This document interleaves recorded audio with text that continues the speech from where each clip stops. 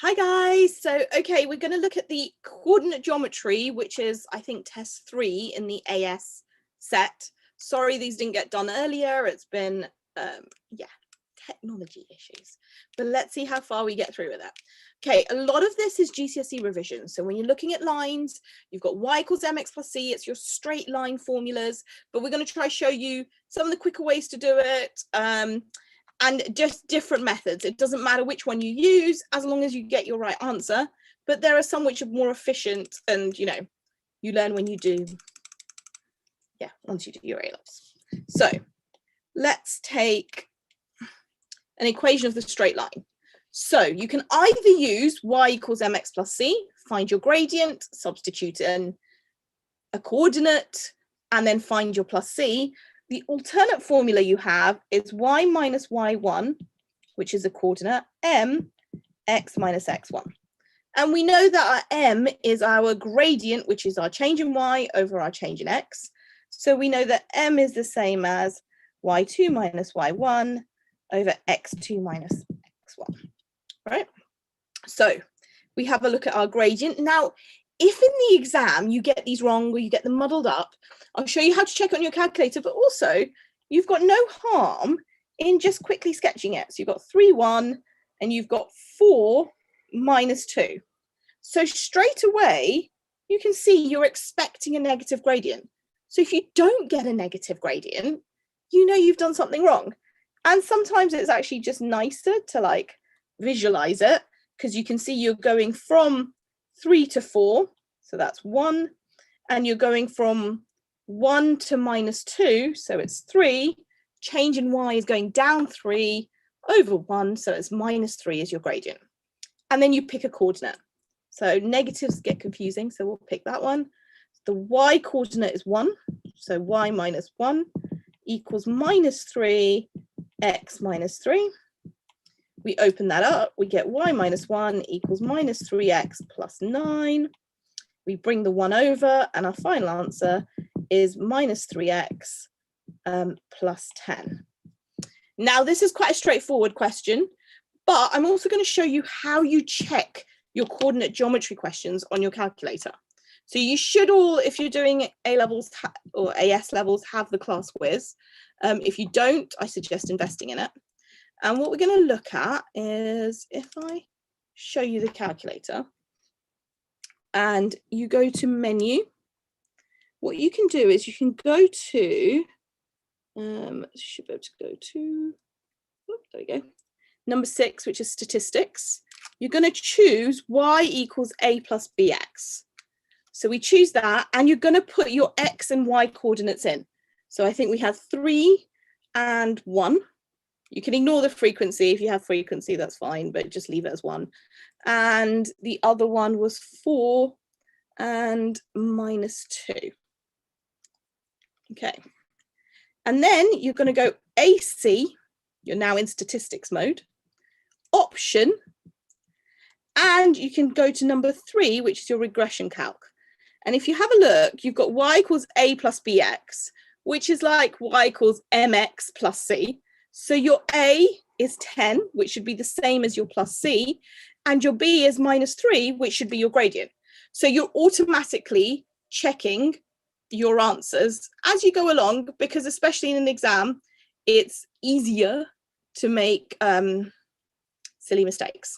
Right, so if we go back to, hopefully, the document, maybe not, where's one? Right, yes, there we go.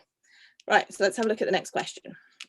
So we've got the line L1 has an equation, 2x plus 4y minus 3. The line L2 is y equals mx plus 7. We're told that they're perpendicular. Okay, so remember with straight lines, things are either parallel or they meet. If they're parallel, the gradient is the same. And if not, they meet. And if they meet at right angles, they're perpendicular. And if you multiply the gradients together, you get minus 1. All that means is the gradient is flipped and the sign is changed. So 2/3 would become minus 3 over 2. Minus 5, the sign changes to plus and would be 1 over 5, because you consider it as 5 over 1, for example. So now we're told that L1 and L2 are perpendicular. So what we can do is find the gradient of L1. Now to find the gradient, we want to write it in the form y equals mx plus c, because we want to find the m. So we're going to make y the subject.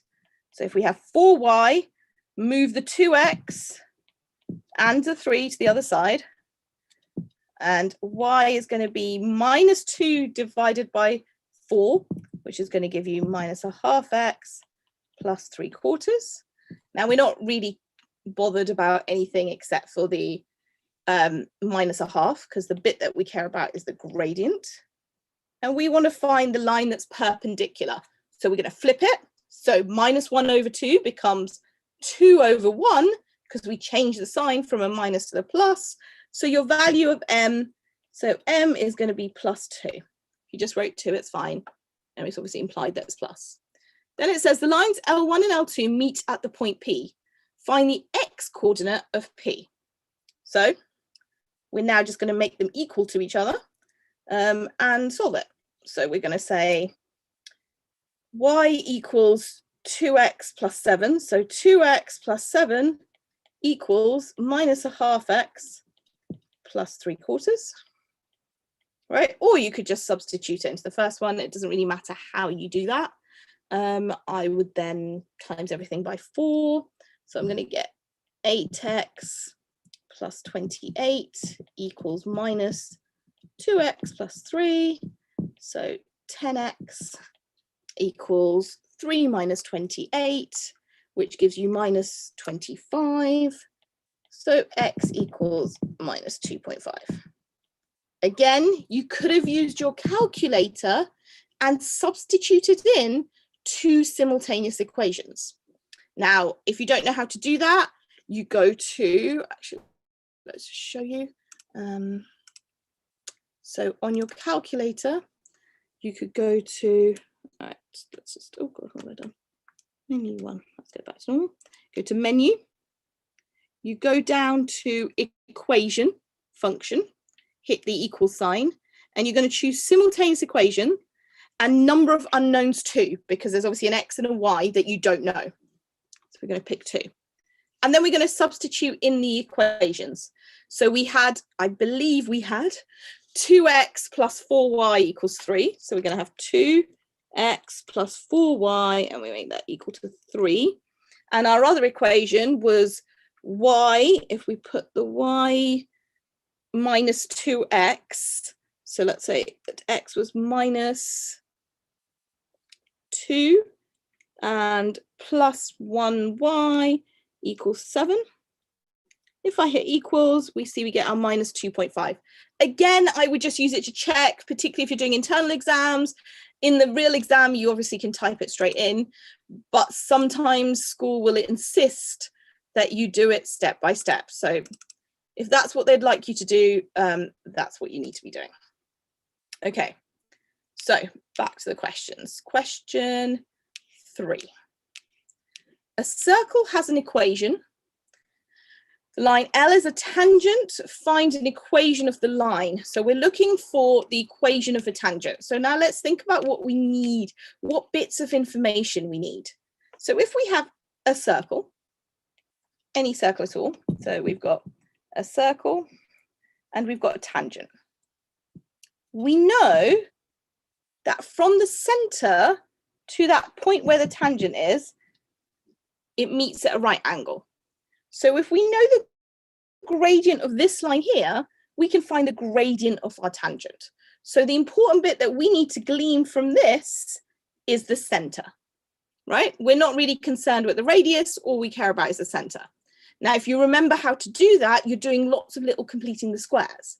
But because you just want the center, all you have to do is look at, actually, let's do the whole thing, but you could just look at what's in front of the x, what's in front of the y, half it, and change the signs. But let's actually go through and complete the square. So step 1, you're going to put all the x's together. X squared plus 18x. And then you're going to put the y's together.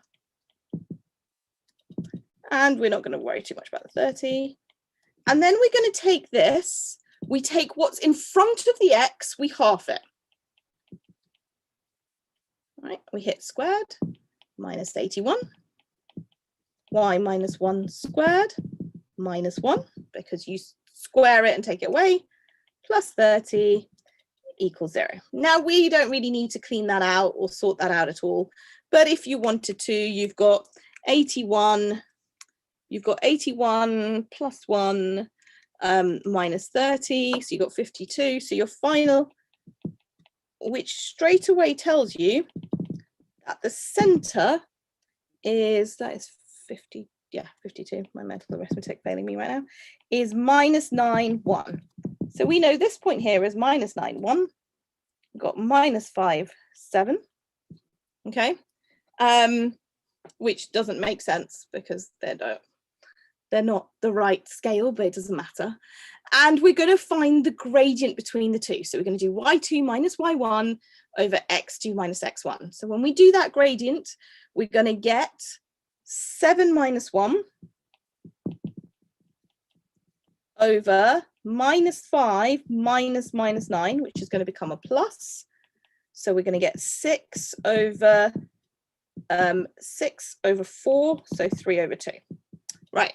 So the gradient from the center to the tangent is 3 over 2. But remember, we want the line of the tangent. So we want the perpendicular. So flip and change the sign. So let's write it down here. The m of the tangent must be minus 2 over 3. Then we can use that formula. Y minus y1 equals mx minus x1. And we're using this coordinate here. So we've got y minus 7 equals minus 2/3 x minus minus 5, so makes plus 5. And that is your equation for the tangent. But because they want it in this form, we need to multiply. So let's multiply everything by 3. 3y minus 21. And at the same time, I'm going to open out the brackets. Minus 2x minus 10.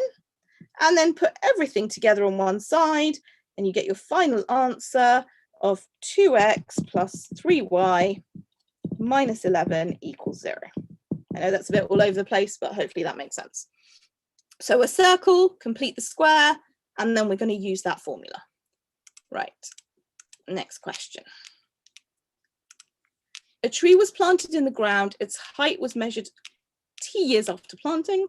Lots of words here. Exactly 3 years after planting, the height of the tree was 2.35. Exactly 6 years, it's 3.28. Okay, there's lots of words. The important bit is we want a linear model. You see linear model, your brain is going to go y equals mx plus c. If you had seen quadratic, you're going to have ax squared plus bx plus c. But you see linear, you're just thinking y equals mx plus c. Actually, all this is exactly the same as my x's and y's, but instead of an x and y axes, I've got a t axis and a h axis, right? So we know that we're going to end up, instead of y equals mx plus c, we've got h equals mt plus c. Right, so again, we could just sort of plot it. So 3 is 2.35, if we think of it as a coordinate.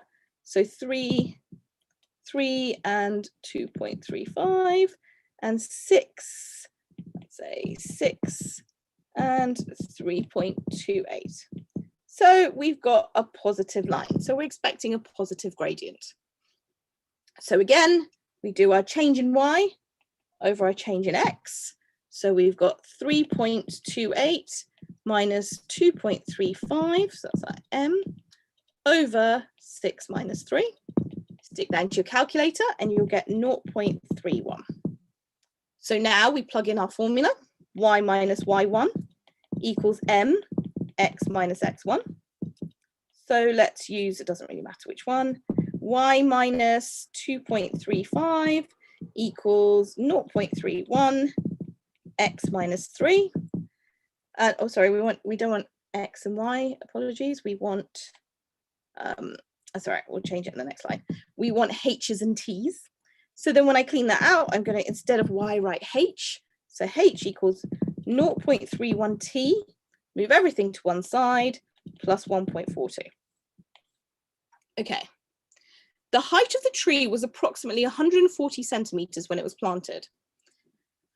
So if we have a look, we're saying when t is 0, so when t equals 0, h equals 1.42, which is in meters, which equals 142 centimeters. And then you're going to compare that to 140. So you say, well, it's quite close, so it supports the linear model. If you decided it wasn't, if you said it's too far out, if you give, you don't agree with whatever percentage it is, but you should be comparing it and making a logical conclusion. That's the word I was trying to get out. Right, let's have a look at the next question. So we've got question 5. Let's clear that. Okay. The line L1 has the equation 4y minus 3x equals 10. And line 2 passes through the 2 points. Find whether they're parallel, perpendicular, or neither. Okay, so we need to find the gradient for both. Now, you've got to, full reasons means you've got to show it. So you're going to show your rearranging. Right, so we're going to make y the subject. So 4y equals 3x plus 10. So y equals 3/4 x plus 10 over 4. So you can write m of line 1, so the gradient of line 1, equals 3/4. The m of L2 will be your change in y over your change in x.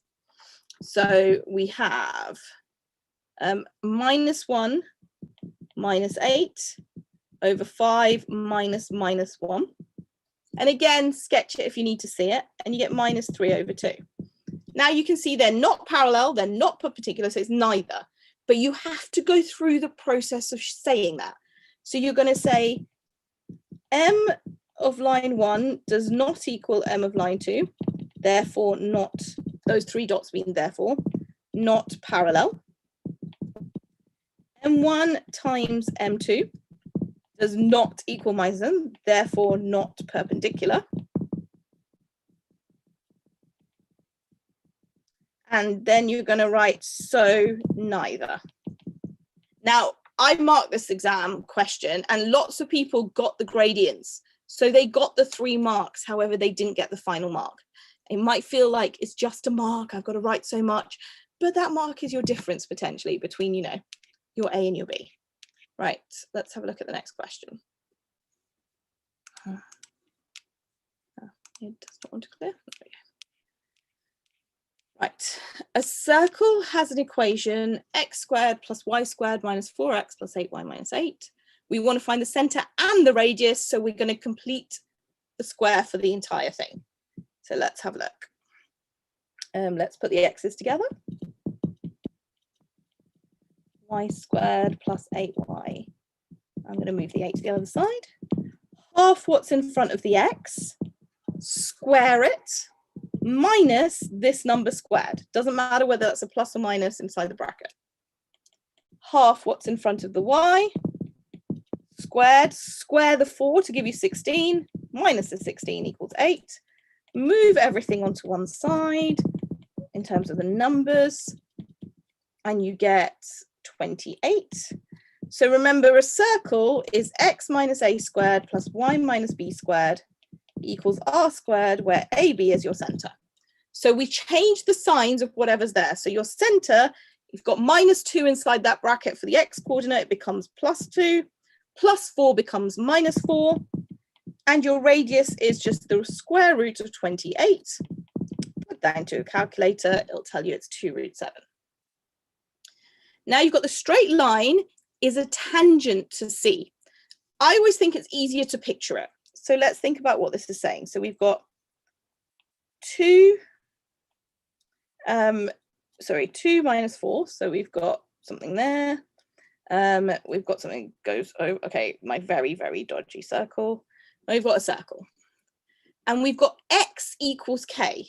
So that means there's straight lines that way, because those lines would be y. You want your vertical lines where x is the same. So your tangent could be here, your tangent could be here. The only logical way would be from the center, you're going across by the radius, that way or that way. So if we think about it, the x coordinate at the center is 2. So we're going to go 2 plus root 28, which takes us to that one, or 2 minus root 28. So these are the sorts of questions where the last bit is the bit that just makes you think about it a little bit more. Right, let's have a look at the next one. Right, a tank contains some water. The volume of water is 4 meters cubed, and the volume of water 60 minutes is 2.8. Okay, so again, we're told here it's a linear model. And in this case, we've got V and T. So we're looking for an equation. So V equals MT plus C. So you're just thinking of it as coordinates.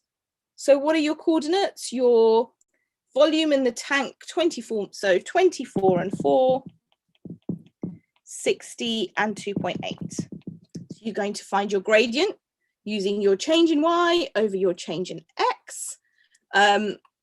Which gives you, so I'm not going to go through that process again, and then you can use V minus V1 equals M, T minus T1, and you end up with minus 1 over 30T plus 4.8. So it's exactly the same as the previous question. You've got 2 coordinates, you either plug it into your calculator using that regression calc, or you use the formula.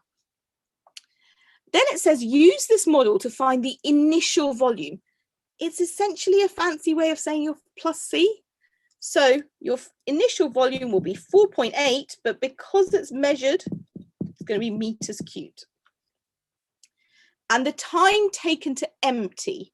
So when it's empty, the volume is going to be 0. So you're going to make V equal to 0, and you're going to solve it. So move the 1 over 30T to the other side. Oops. 1 over 30T equals 4.8. Times it by 30, and you get 144. Now, remember, we're doing it application, so we need our units. So this is minutes. And if it said in hours, you'd have to change it, but because it says minutes. Then it says, suggest why this linear model might not be suitable. So I know lots of people struggle with this. Just think about it logically. So you've got a tank. Is it going to get rid of the water? You might say, you know, the tank will have more quickly at the start, and then it will decrease, so it won't be linear because there's more pressure at the beginning. The hole could get larger.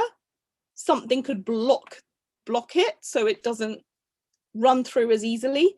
Anything like that, you know. But don't leave them out ever. Just write something. You'll be surprised at what is probably right. Okay, question 8. A circle has a center 2, 5, and you're given a point. Okay, so remember the equation of a circle is, and that's so this equation represents all the values on the edge of the circle, all the values that lie on C. Okay, so we know A and B in this case. So we know we've got x minus 2 squared plus y minus 5 squared equals r squared. Then all we need to do is sub in a point that we've been given to find our r squared. So if I put minus 2 in, I'll get minus 2 minus 2 squared plus 3 minus 5 squared, which is going to give you minus 2 minus 2, which is 4, 4 squared, which is 16.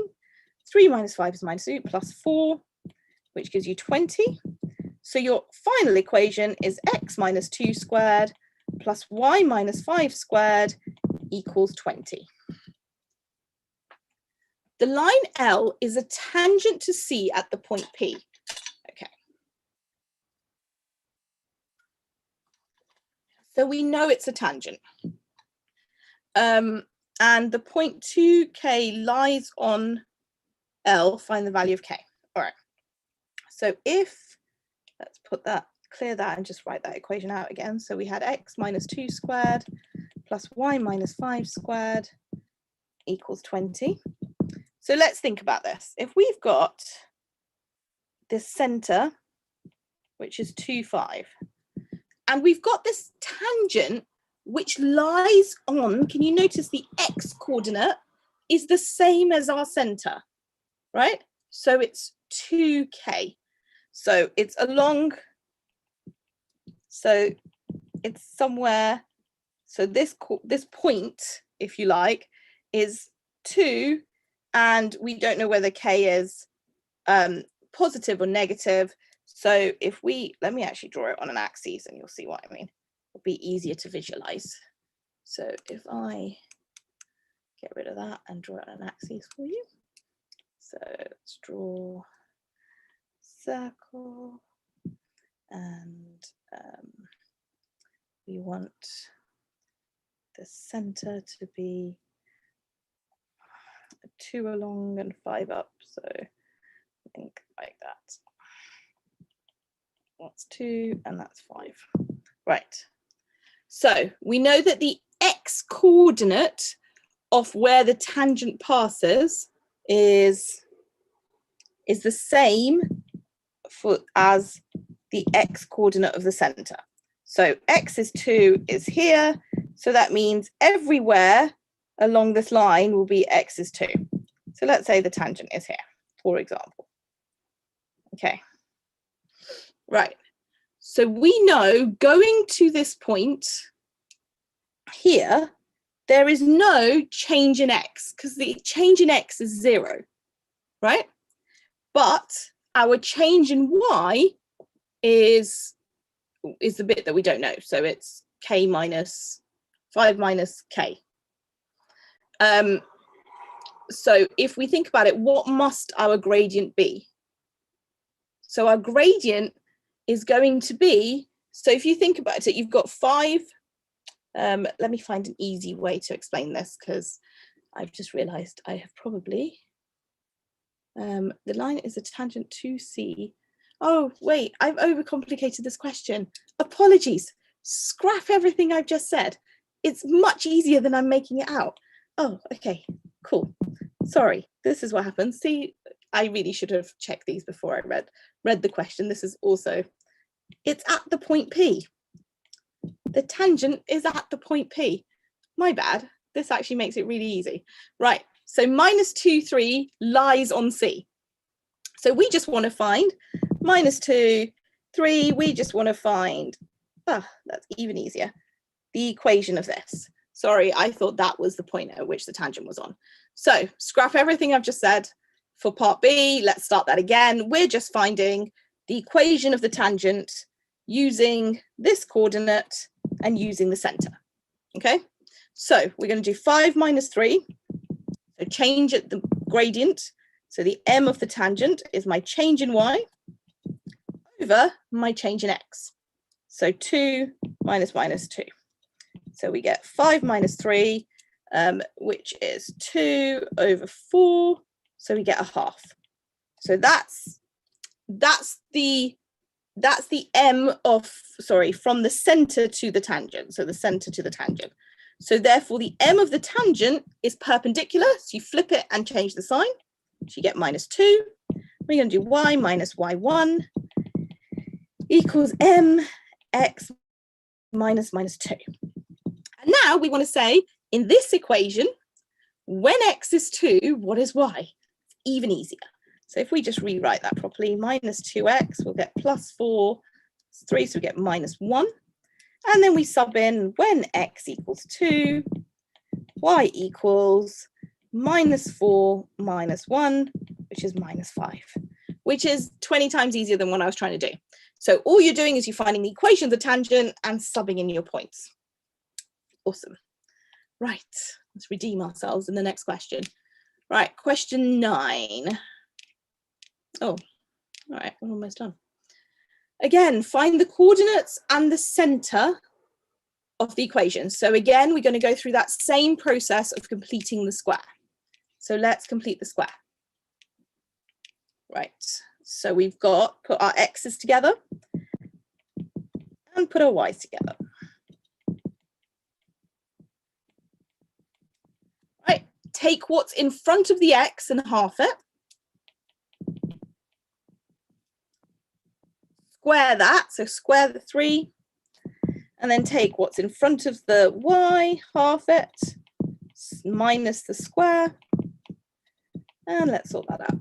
So we get plus y plus 5 squared equals minus 9 plus 9 cancels, and we've got 25. So we can see that the center is the opposite signs to these. So nice and easy, it's 3 minus 5. And the radius is the square root of 25, which is just 5. Right, then we've got the line y equals kx is a constant that cuts C at 2 distinct points. So it's nothing to do with a tangent here. We've got, it's just a random line that cuts at 2 points, which means if we were to solve the circle and y equals kx, we would end up with 2 solutions. So here you've got to use what you know in algebra about the discriminant. We're going to substitute y equals kx into our formula. So it doesn't matter. I would probably, just in case I did something weird with my completing the square, I made a mistake somewhere, actually just substitute it into the original. That way, you know, if you're in an exam stressed and you've done something and, you know, substituted it or, you know, completed the square wrong, you're not losing any follow through marks. So we're going to substitute that instead of y. So we'll get x squared plus kx, and this is the important thing, all squared, minus 6x plus 10 kx plus 9 equals 0. I'm going to open that out. X squared, k squared, x squared, minus 6x plus 10 kx plus 9 equals 0. I'm going to collect together my like terms to make it easier. So x squared, I've got 1 plus k squared. In terms of x's, I've got minus 6 plus 10k, and then I've got plus 9. So then if I think about my b squared minus 4ac, in this case, it's 2 distinct points, so I know it's greater than 0. This is my a. So a is 1 plus k squared. This is my b. B is minus 6 plus 10k, and my C is the 9. And I'm going to substitute it into that formula. And when I substitute it in, I'm going to get B, so I'm going to get minus 6 plus 10k squared minus 4 times 1 plus k squared, also times by 9. So I'm just going to make that 36, 4 times. So 36 is greater than 0. You're going to open that all out. So you're going to get, let's clear some space and open it out.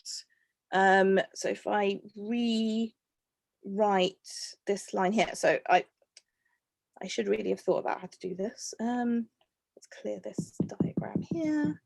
And I'm going to write up here. So we're going to open this out. Minus 6 squared gives you 36. 10 times minus 6 is minus 60. Double it gives you minus 120k plus 100k squared. Minus 36 minus 36k squared. And for the moment when it's greater than 0. So we end up with 100 minus 36. So 36 there. So we've got 64k squared minus 120k. 36 minus 36 cancels, greater than 0. I can take k outside the bracket. 64k minus 120k minus 120.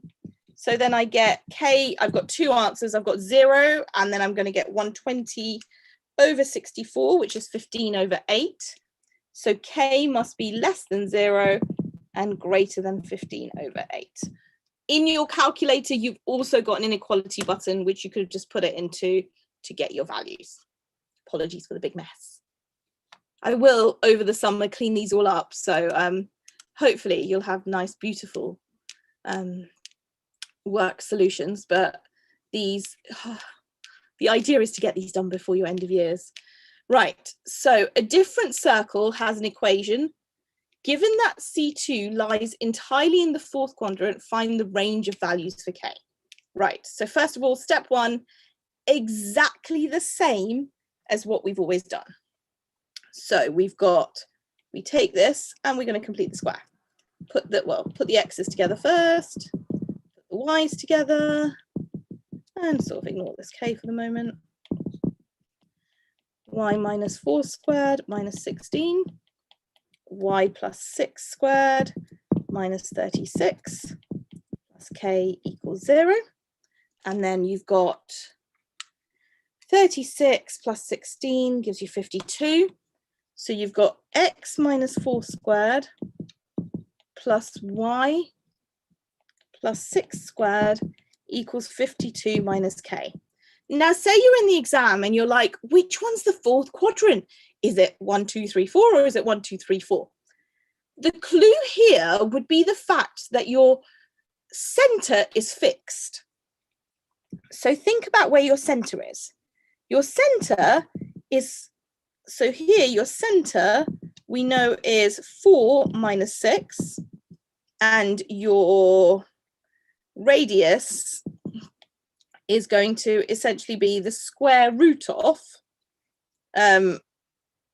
52 minus k, right? So 4 minus 6 is here.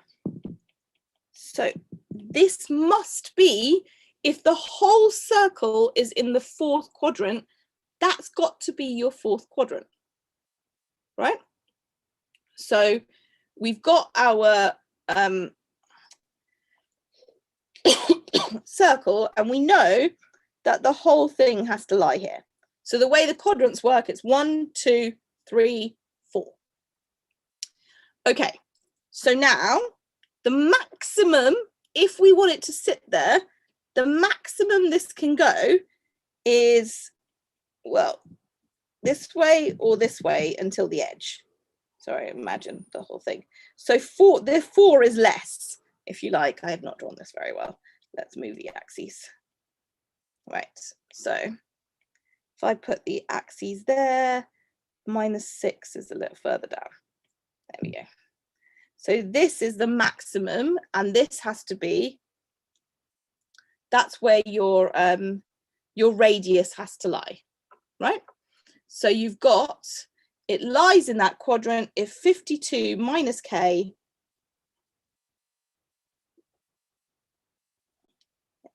squared, yeah, right, is in this bit here.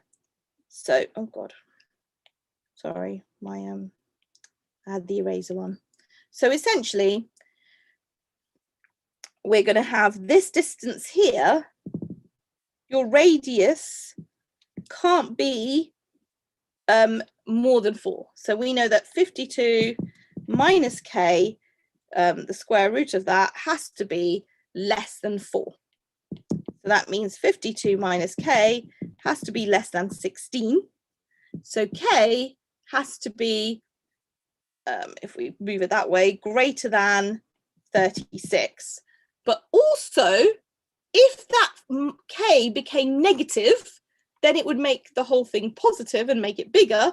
So that means it has to be, k has to be greater than 56, but less than 52. Does that make sense? Because if your k was less than that, you'd have a minus, and the whole number would get bigger. Hope that makes sense. Right, I think that makes sense. So all you're doing is you want everything in that fourth quadrant. So it only lies if the radius has to be less than 4. Not 6, because 6 is bigger. So you want the smallest possible to keep that circle in this part of the diagram. Okay. And also we need to make sure k has to also be less than 52, because say it became bigger than that, you'd end up with a smaller number again, and it wouldn't make sense, because it would, when you square it, it would come out. It wouldn't lie entirely in that region. So hopefully that makes sense. And that one's a little bit strange, because actually this might be an easier way to think about the 52.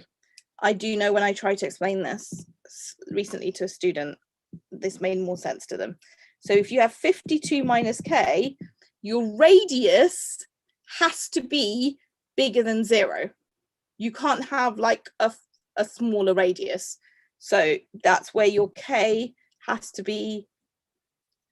So if you move the K that side, is less than 52. So maybe that makes more sense because you don't want it to move. You don't want it to become negative. Okay, I hope that was useful. Sorry, it's a bit jumbled. It is really late at night, but the next lot should be a bit more organized. I'll make sure I look through the questions beforehand. I will hopefully work through the next topic tasks, and hopefully these are useful. So the next one, sequences and series, and then it's trig. So we'll do both of those just now.